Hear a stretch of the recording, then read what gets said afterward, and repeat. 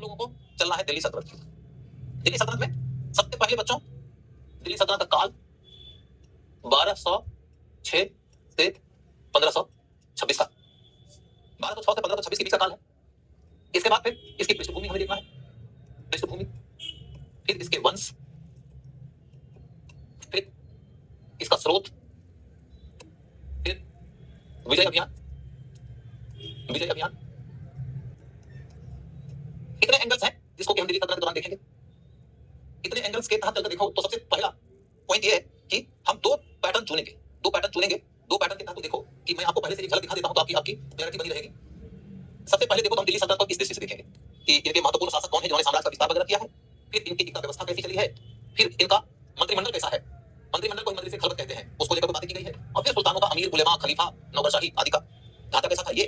इसके बाद फिर तुम देखोगे तो तुम्हारे सामने ये रखा जाएगा टेक्नोलॉजी वगैरह का आविष्कार, महत्वपूर्ण सिक्के कौन से हैं, और फिर मैं अभी सल्तनत के ऊपर मंगोलों के हमले हुए हैं तो मंगोल हमलों की नीति क्या है, या कौन कौन से हमले महत्वपूर्ण है। इसके बाद मैं एक एक करके सारे सुल्तानों के काल में क्या क्या विशेष बात हुई है इसका एक ब्यौरा दूंगा। जैसे उदाहरण के तौर पर तुम देखो कि इल्तुतमिश है, तो इल्तुतमिश काल में क्या हो रहा है, तो ये इल्तुतमिश काल की ये महत्वपूर्ण बातें हैं। तो ये चीजें मैं एक एक करके आपके साथ रखता जाऊंगा।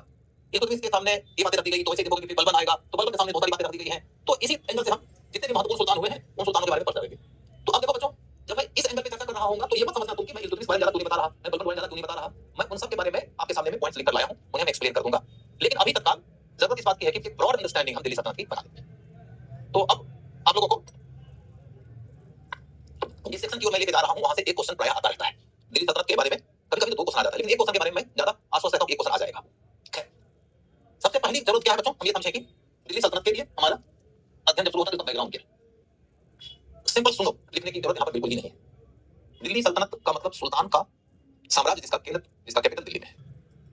ये ऐबक कौन था? कुतुबुद्दीन ऐबक बेसिकली इस मोहम्मद गोरी का गुलाम था। कुतुबुद्दीन ऐबक बेसिकली मोहम्मद गोरी का गुलाम था। मोहम्मद गोरी, मुइजुद्दीन गोरी या मोहम्मद बिन साम, मोहम्मद बिन साम या मुइजुद्दीन गोरी मध्य एशिया के एक बड़े क्षेत्र पर शासन कर रहा था और भारत आया था साम्राज्य का विस्तार करने के लिए। भारत के साम्राज्य विस्तार करने की उसकी योजना सबसे पहली दफा किस दिशा में मुड़ी थी? तो मैंने आपको रानी नई की कहानी सुनाते वक्त बता दिया था कि वह शुरुआती दौर में अभियान करता है, सिंध मुल्तान होते हुए वो गुजरात की ओर जाना चाहता था, लेकिन कयादरा की लड़ाई में हार हुई उसकी और इसलिए उसने अपना रास्ता बदल दिया। रास्ता बदल के उसने फिर खैबर के दर्रे के रास्ते भारत में प्रवेश किया और खैबर के दर्रे के रास्ते भारत प्रवेश करने के बाद वह पंजाब के क्षेत्र को जीता। पंजाब का क्षेत्र किससे जीता? तो यामनी वंश के शासक से जीता। यामनी वंश माने महमूद गजनवी का वंश। महमूद गजनवी का जो वंशज था वो पंजाब के क्षेत्र में रूल कर रहा था, वो कमजोर था, उसके हाथ से बड़ी आसानी से पंजाब छीन लिया। पंजाब का मतलब पश्चिमी पंजाब, पश्चिमी पंजाब का हिस्सा छीन लिया उसने। और तब वह जब आगे बढ़ा तो पूर्वी पंजाब तक पहुंचा। पूर्वी पंजाब में तबरिंद के इलाके में, भटिंडा के इलाके में उसका कन्फ्रंटेशन शुरू होता है चौहान से, और इसी कन्फ्रंटेशन के कारण तराइन की लड़ाई होती है। तराइन की पहली लड़ाई में पृथ्वीराज चौहान की जीत होती है और फिर एक साल के बाद तराइन में दूसरी लड़ाई होती है जिसमें कि पृथ्वीराज चौहान की हार होती है। पृथ्वीराज चौहान की हार के बारे में जो वर्णन किया गया है, क्या कहते हैं, चंद्रबरदाई में, वो दूसरे किस्म का वर्णन है। चंद्रबरदाई ने तो लिखा कि कैद कर लिया गया सुल्तान को, कैद में सुल्तान की आंखें फोड़ दी गई, उसके बाद में सुल्तान को पेश किया गया, सुल्तान बोला कैद कर लिया गया चौहान को, चौहान की आंखें फोड़ दी गई, फिर उसको सुल्तान के सामने पेश किया गया, फिर सुल्तान की हत्या कर दिया पृथ्वीराज चौहान ने शब्द भेदी बांध के आधार पर। मैंने उसको कहा था कि 4 गज 24 इंच अंगुल अष्ट प्रमाण देते हुए सुल्तान है मच्चू को चौहान। लेकिन ये सब बिना मतलब लल्लूगिरी, झूठ की मतलब दुकान है अपने आप पूरी तौर पर, ये वो गाछ हाँक रहे हैं, ऐसा कुछ भी नहीं हुआ है। इसलिए मैंने कहा कि बेसिकली पृथ्वीराज चौहान के बारे में आप जानना चाहते हैं तो ज्यादा प्रमाणित किताब जिस तरीके का कहते हैं पृथ्वीराज विजय है, जिसके लेखक जयनक है। हम जिस दिशा में आगे बढ़ रहे हो ये कि सीधे सीधे आप समझ लीजिए कि तराइन की दूसरी लड़ाई के बाद में अजमेर से लेकर पूर्वी पंजाब और दिल्ली तक के ऊपर गोली का नियंत्रण हो गया। उसके बाद फिर उसने हमला किया चंदावत की लड़ाई में। चंदावत की लड़ाई में किसको हरा दिया?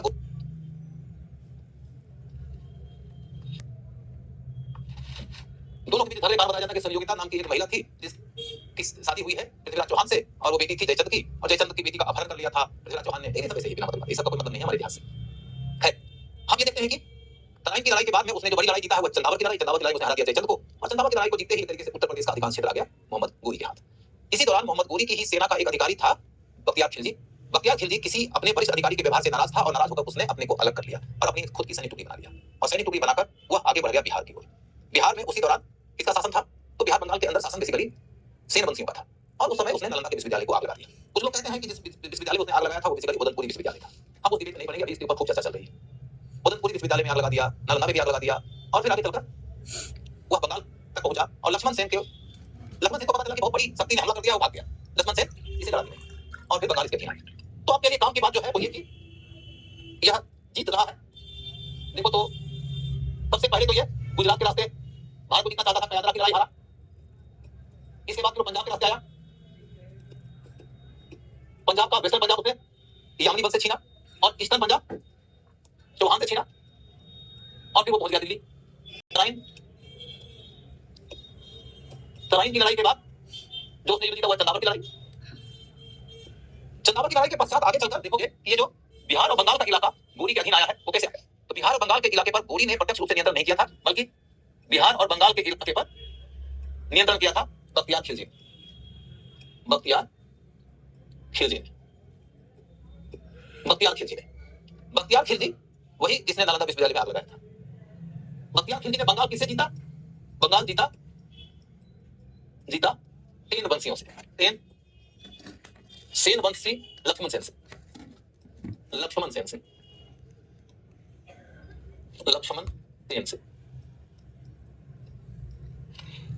इस क्रम में आपको मैंने एक विशेष फैक्ट बताया था कि सेन वंश के जो शासक थे बल्लाल सेन और लक्ष्मण सेन, इन दोनों की चर्चा इसलिए भी होती है कि इन्होंने दान सागर और अद्भुत सागर नामक पुस्तक की रचना किया था।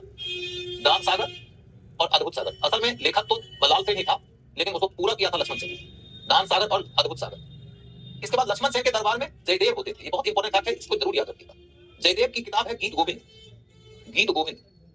गीत गोविंद किताब की विशेषता क्या है? इसी में पहली बार 10 अवतारों का पूरा लिस्ट मिलता है अपने को।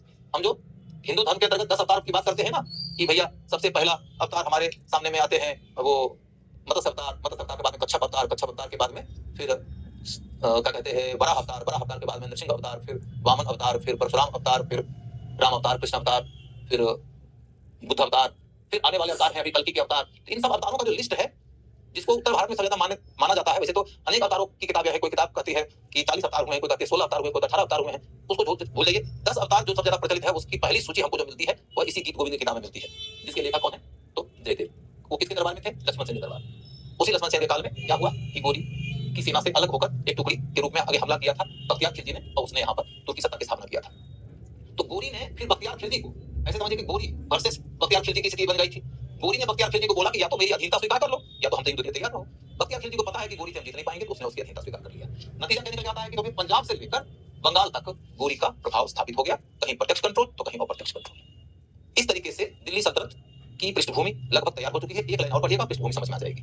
हुआ ये कहानी कि यदि तुम मोहम्मद गोरी के राज्य की सीमा देखोगे तो ये मध्य एशिया है और ये भारत का इलाका है। इतने बड़े क्षेत्र उसका नियंत्रण है, और यहाँ से वो शासन चलाता है गजनी का इलाका, यहाँ से वो शासन चलाता है। एक एरिया इधर, एक एरिया इधर, उसके राज्य के अधीन आ गया। लेकिन उसको हम दिल्ली सल्तनत का संस्थापक नहीं कहते। क्यों नहीं कहते? क्योंकि बात यह है कि वो दिल्ली का सुल्तान तो था नहीं, वो गजनी का सुल्तान था, जिसके राज्य के अंतर्गत भारत के प्रदेश आ गया था। 1206 ईस्वी के दौरान उसकी मृत्यु हो गई। पंजाब में खोखर जनजाति के लोग थे, उन लोगों के विद्रोह का दमन करने के लिए गया था, उसकी हत्या हो गई। तो उसकी मृत्यु जब हुई थी तो उसका उत्तराधिकार किसको मिला? उसका कोई बेटा नहीं था। उसकी 3 बेटियां थी और तीनों बेटियों की शादी उसके गुलामों से हुई थी। उसी में से एक गुलाम था कुबाचा नाम का, कुबाचा, उसको मिला सिंध और मुल्तान का इलाका। एक था एलदोज नाम का, एलदोज को मिला गजनी का प्रदेश, और एक था एबक, एबक को मिला शेष भारत। शेष भारत माने सिंध और मुल्तान के इलाके को छोड़ दीजिए तो बाकी जो भारत का इलाका था, जिसको कि गोरी ने जीता था, पंजाब से लेकर बंगाल तक का इलाका, वो उत्तराधिकार किसको मिला? एबक को मिला। यानी कि अब वो गजनी के अधीन नहीं, अब वो एक अलग राज्य का शासक है। माने मोहम्मद गोरी का साम्राज्य 3 भागों में बट गया। इसीलिए दिल्ली सल्तनत की शुरुआत करता, दिल्ली सल्तनत का संस्थापक माना जाता है किसको? तो कुतुबुद्दीन ऐबक को। कुतुबुद्दीन ऐबक तो ज्यादा दिन तक टिका नहीं, 1206 में सुल्तान बना, 1210 में मर गया। और कहते घोड़ा पर से गिर गया था, चौगान खेल रहा था, चौगान मैंने पोलो खेल रहा था, घोड़े पर से गिर गया, मर गया। तो उसकी कोई खास उपलब्धि तो है नहीं। दिल्ली सल्तनत का वास्तविक संस्थापक माना जाता है इल्तुतमिश। इल्तुतमिश का वंश और कुतुबुद्दीन ऐबक का वंश अलग है। यहाँ पर आपको गुलाम शब्द बार-बार सुनने को मिलेगा। गुलाम ही हुआ करता था कुतुबुद्दीन ऐबक, किसका? गोरी का। तो गोरी के गुलाम कुतुबुद्दीन ऐबक ने दिल्ली सल्तनत की स्थापना किया, और कुतुबुद्दीन ऐबक का गुलाम हुआ करता था इल्तुतमिश। और जैसे ऐबक की शादी हुई थी गोरी की बेटी से, वैसे ही इल्तुतमिश की शादी हुई थी ऐबक की बेटी से। इल्तुतमिश ने क्या किया? ऐबक के मरने के बाद उसके बेटा को गद्दी से उतार दिया। उसका बेटा गद्दी बैठा था, आराम शाह नाम था, आराम शाह को उसने गद्दी से उतार दिया और आराम से शाह की जगह पर खुद गद्दी पर बैठ गए। 1210 ईस्वी से लेकर 1236 ईस्वी के बीच में लगभग 26 वर्षों तक उसने रूल किया, और उस दौर में उसने जो कार्य किया है, इसलिए उसको दिल्ली सल्तनत का वास्तविक संस्थापक कहा जाता है। रियल फाउंडर ऑफ दिल्ली सल्तनत कौन है? इल्तुतमिश या शम्सुद्दीन अल्तमश, एक ही व्यक्ति का नाम। है शमसुद्दीन इल्तुतमिश या अल्तमस, इसलिए उसके वंश का नाम है शमसी वंश। उसके वंश का शासनकाल 1210 ईस्वी से लेकर 1266 ईस्वी के बीच का है। लगभग 66 वर्षों तक उसका वंश चला। उसके बाद फिर देखोगे कि एक के बाद एक कई सारे वंश आते गए हैं दिल्ली सल्तनत के दौरान। अभी मैं आप लोगों को हल्का सा रिवाइज कराता हूं, फिर से रिवीजन किस चीज का, पृष्ठभूमि का। 1 मिनट लगेगा, रिवीजन कंप्लीट हो जाएगा। दिल्ली सल्तनत का बैकग्राउंड ऐसे बनता है कि मोहम्मद गोरी ने भारत पर हमला किया। पहले राउंड में उसने सोचा था गुजरात के रास्ते भारत आगे बढ़ेंगे, लेकिन उस अभियान में हुआ सिंध और मुल्तान के क्षेत्र में तो कामयाब हुआ, लेकिन कयादरा की लड़ाई में हार गया। सिंध मुल्तान तो उसके अधीन रह गए, किंतु आगे बढ़ने के लिए उसने फिर खैबर के रास्ते पंजाब में प्रवेश किया और पंजाब में यामनी वंशज के हाथ से पश्चिमी पंजाब जीता। फिर पूर्वी पंजाब की ओर आगे बढ़ा तो चौहान से लड़ाई होती है और जीत हो जाती है उसकी 1192 में तराइन की दूसरी लड़ाई। फिर उसने आगे इसके बदौलत पूर्वी पंजाब, अजमेर और दिल्ली पर कब्जा किया। उसके आगे शासन शुरू होता है गढ़वाल वंशियों, गढ़वालियों का कैपिटल था कन्नौज, इसलिए उसको कन्नौज का गढ़वाल कहते हैं। उनके वंश का शासक उस समय था जयचंद। जयचंद से उसने जीत हासिल किया चंदावत की लड़ाई में और इस रास्ते लगभग पूरा उत्तर प्रदेश उसके राज्य के अधीन आ गया। बिहार और बंगाल का क्षेत्र उसको प्राप्त होता है तब जबकि बख्तियार खिलजी ने उसकी अधीनता स्वीकार कर ली। बख्तियार खिलजी ने उस क्षेत्र को प्राप्त किया था सेन वंशियों के हाथ से। उस समय सेन वंश का शासक था लक्ष्मण सिंह। 1205-6 के बीच में एक बड़ी घटना यह घटती है कि मोहम्मद गोरी पंजाब में खोखर के विद्रोह का दमन करने के क्रम में मारा गया। उसके मरने के बाद चूंकि उसका कोई बेटा नहीं था, उसकी 3 बेटियां थी, तो उसका साम्राज्य 3 भागों में बट गया। गजनी और मध्य एशिया का जो क्षेत्र था वो चला गया यल्दोज के हाथ में। भारत में जो सिंध मुल्तान का इलाका पहले दौर में जीता था वो चला गया कुबाचा के हाथ में। और इस दफा खैबर के दर्रे से भारत में प्रवेश करने के बाद जो क्षेत्र जीता था वो क्षेत्र आ गया ऐबक के हाथ में। उसी ऐबक को दिल्ली सल्तनत का संस्थापक कहते हैं। वो 1206 से 10 के बीच में सुल्तान रहा।